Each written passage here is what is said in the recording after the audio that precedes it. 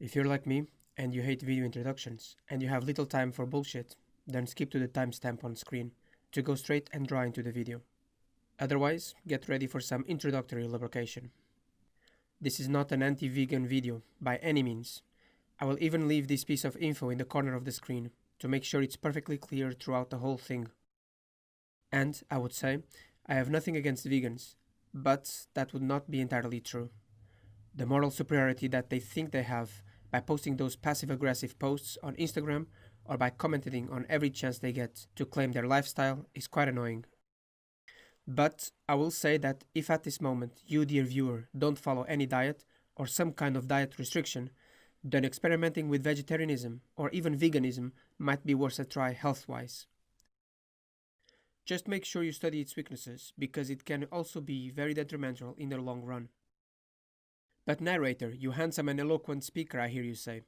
If you recommend the diet, why are you making a video against it? Good question, my dear and prospective viewer. Although I think that vegetarianism and veganism can be very healthy in a lot of circumstances, I really hate snake oil salesmen. I learned a long time ago that science is never certain. If someone claims something as absolute true, then that person has an agenda, and they are taking advantage of the misinformed. Let me make it perfectly clear. This documentary wants to push for veganism, and they will use every trick, scam, con, hustle, hoodwink, gambit, flim flam, stratagem, and bamboozle in their playbooks to make you turn to their side. And I remember reading somewhere that the reason so many wrong scientific papers are out there is because there is no glory in disproving other people. So, very few people do it. So without any further ado, let's get right into this mess, shall we? Mr. Wilkes is a badass who suffered from a knee injury in 2011. And according to him, after extensive study, went vegan and reaped all the benefits of this magical diet.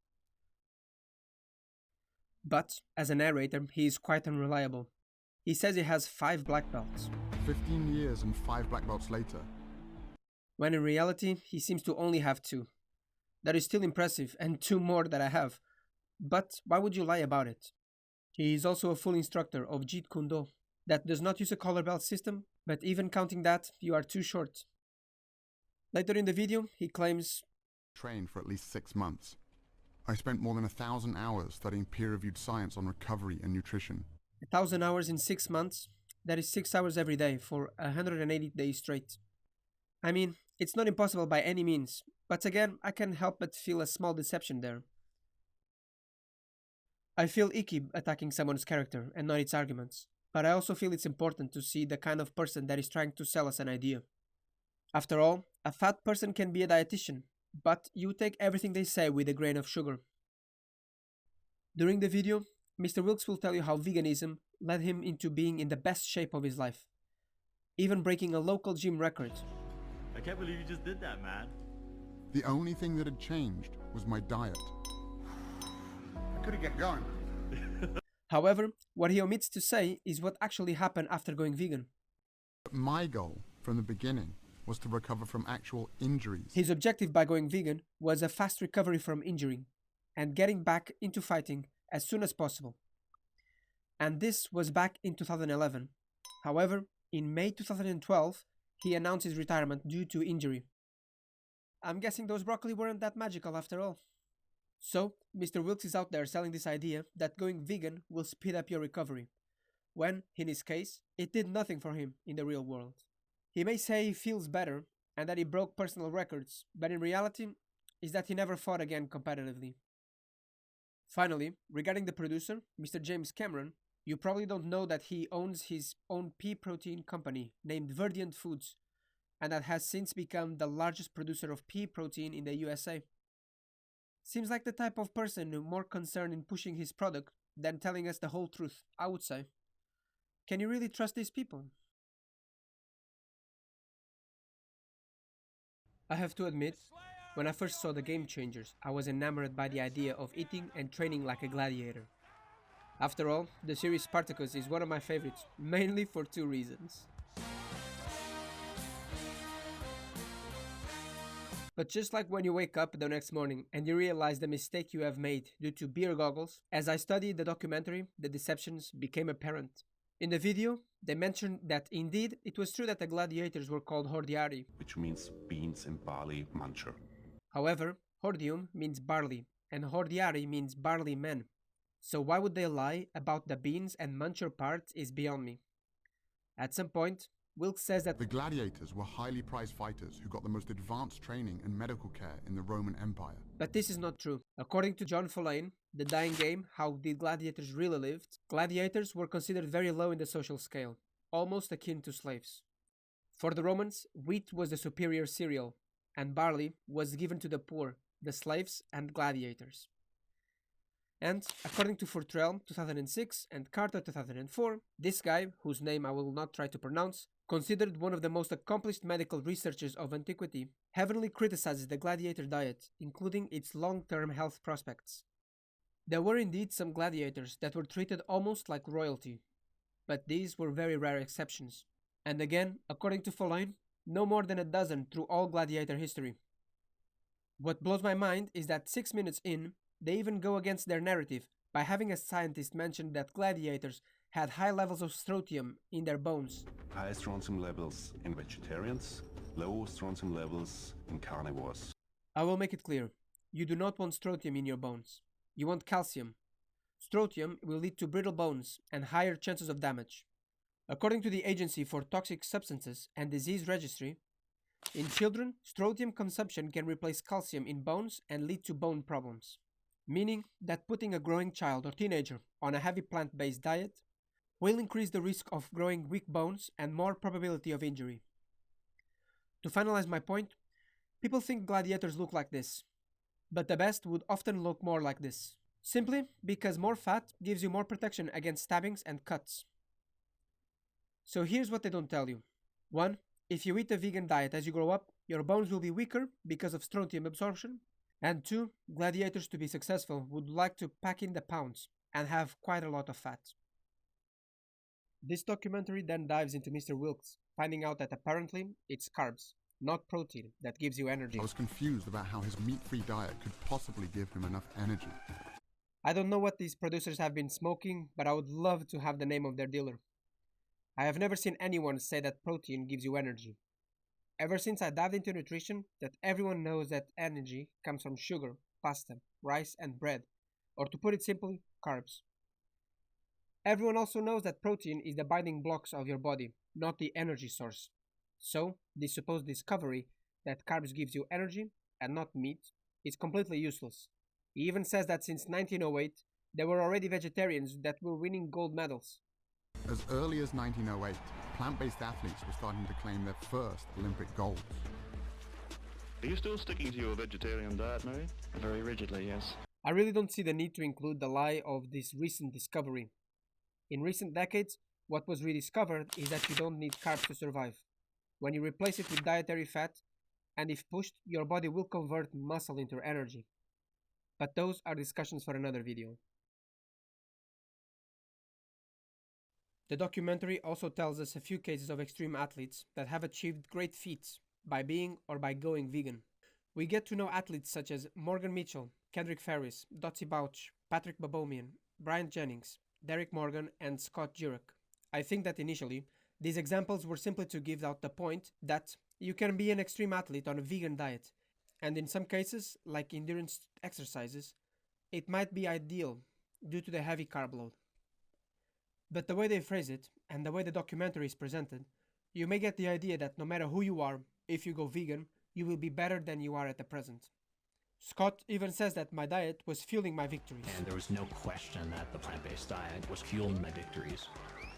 But, in this case, the lies reside in what they are not saying, rather than what they are. Were these people eating healthy, omnivorous foods, or were they eating fast food and processed trash? Bryant even mentioned it. Athletes don't check what they're eating. Where do you get your protein? As if everybody that's in KFC is looking at the back of a bucket, like, yeah, how much protein is... Y'all don't know. So y'all really don't know what y'all eating.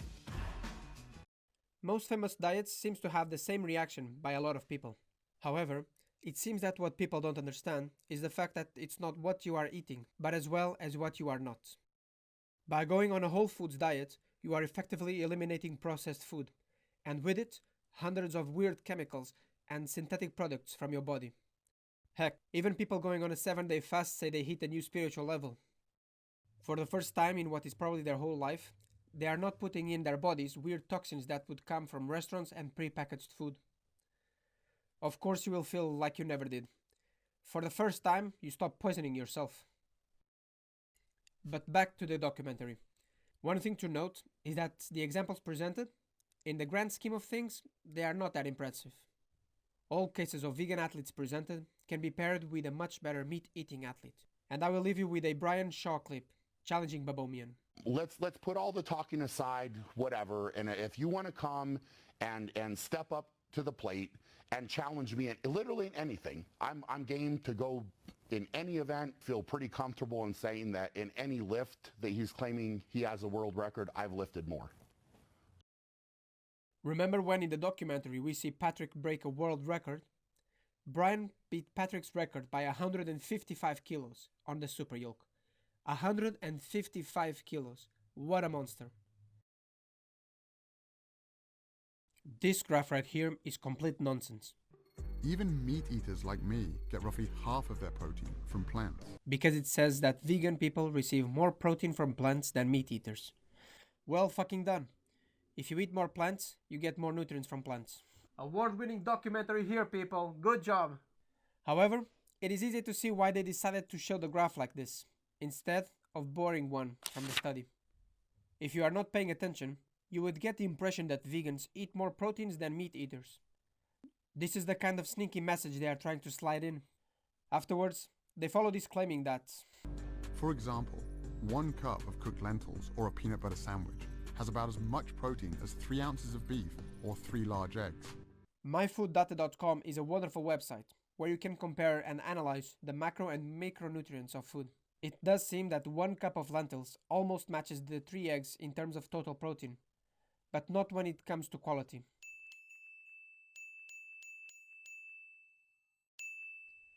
However, the peanut butter sandwich does not even come close.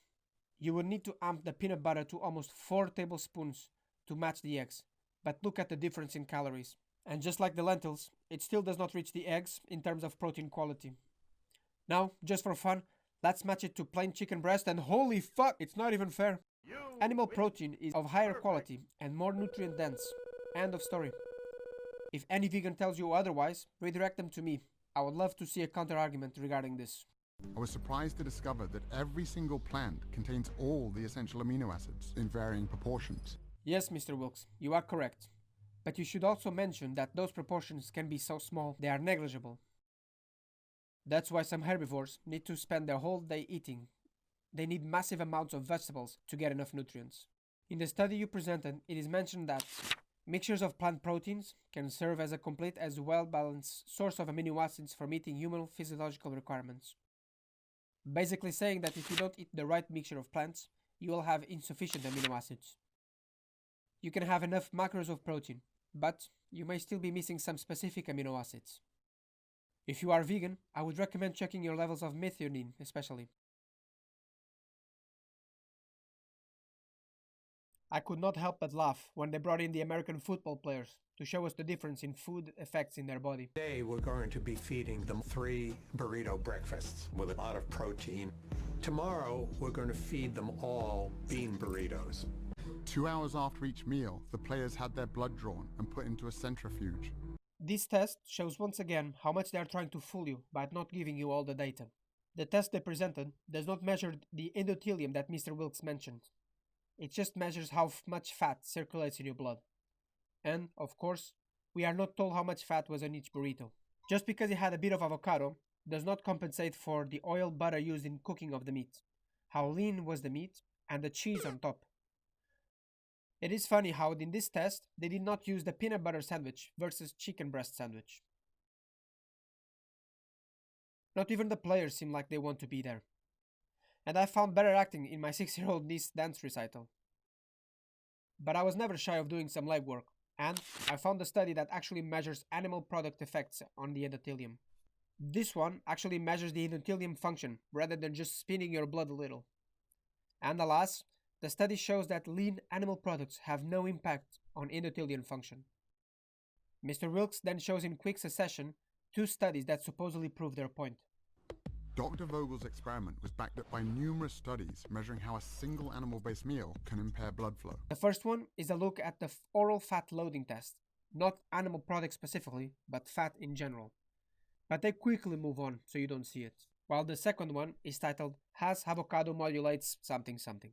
For those who don't know, the Has Avocado Group is a company that specializes in selling you plant products. Taking seriously a test from a vegan product company saying meat is bad is like taking seriously a study made by the tobacco company saying that smoking does not lead to cancer. The conflict of interest is too big to be taken seriously. Controlled studies show that simply drinking beet juice before training allows subjects to cycle 22% longer and bench press 19% more total weight. What the fuck? I laughed for 5 minutes straight when I first saw this.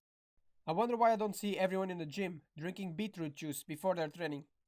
Look at all these morons with their protein shakes. Beetroot has nothing special about it that nothing else has. What it does give you is sugars. Comparing caloric drink versus water has been proven multiple times to make you have more energy to train for longer. It will not increase your strength, but it will give you more energy. Please, someone tell all the athletes to drink their beetroots. Does anyone actually take this documentary seriously? We are then shown a graph representing the disadvantages of meat versus the advantages of vegetables. The plant-based protein versus the animal protein, which package is going to help the body overcome inflammation and help the body to recover? Let's start with vitamin C. You can also get it from animal-based sources. Liver, for example, has half about the vitamin C as oranges. While personally, I would not recommend just getting vitamin C from meat alone, studies are being done on people that went full carnivore diet and have yet to get scurvy, a common disease from lack of vitamin C. Lignans are said to have good influences in the prevention of estrogen and hormonal-related cancers, but this is still speculation. Studies are being made to assess the information. However, lignans can be found not only in veggies, but also coffee, tea, meat, dairy, fish, and wine. With so many plant benefits to choose from, this indeed is a weird one. Lycopene is a type of carotenoid, so why did they separate these two in categories is beyond me. Flavonoids and carotenoids is what gives plants their color. It's their pigment, it's in their skin. Remember when your grandmother used to tell you to eat the skin of the apple, because that's where the vitamins lie? Well, she wasn't too far off. These pigments seem to contain antioxidants, that even if not essential to us, seem to have strong correlations to health. But why would Mr. Wilk separate these into 3 categories instead of just calling them antioxidants? Could he really not find anything else that plants have more concentration than non-plant foods? Eggs, for example, are one of the best things you can eat. And if you doubt me, here's a list of what one egg will give you.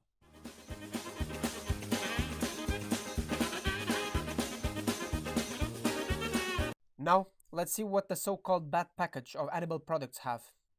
TMAO is hypothesized to correlate to cardiovascular disease, but again, it's only speculative. No studies have proven this fact. Dr. Joel Kahn will say it best. What does TMAO do? It stuns your HDL so it doesn't reverse cholesterol transport. It causes LDL to enter the cell wall and create foam cells, macrophages, plaque, and you get a heart attack. Seems pretty cut and dry. Eggs and meat cause a rise in TMAO. However, his debate opponent is quickly to respond. Cod and halibut are increasing TMAO, as I said, orders of magnitude more than beef or eggs. You can't even see eggs and beef there. Hence, according to Dr. Joel, if eggs and meat are bad for you, then eating fish should be deadly. However, this is not what we see in the real world, where fish and seafood is associated with the best diets in the world and among the diets of people that have lived the longest. Heme iron is another weird one to put here.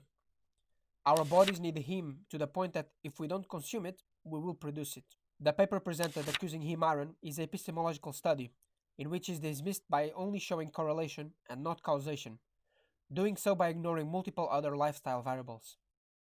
I'll explain what it means in the line number 9 on this video, but for now, just know that without heme, you would die. And if Mr. Wilkes means excess iron consumption, the only registered cases have been of supplement overdose. To get iron poisoning, you would need to consume about 36 eggs every day for your body not to have the right tools to process it. And ask any proper Englishman, getting 36 eggs in you is no easy task. As I saw this one, I realized that whoever made this graph must have been more drunk than me. Endotoxins can be in both meat and vegetables. That's why you have to wash your vegetables and make sure meat is properly stored. So as long as you don't buy your meat at 3 a.m. from an alley vendor that swears that what you're eating is chicken, you should be fine.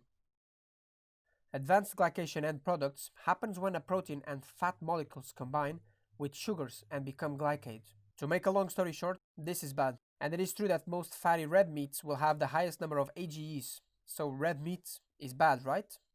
Not so fast. Just because you eat something does not mean your body absorbs it. And here is where I had a good laugh. According to advanced glycation end products in food and their effects on health, vegetarians have been found to have the higher concentrations of overall AGEs compared to non-vegetarians.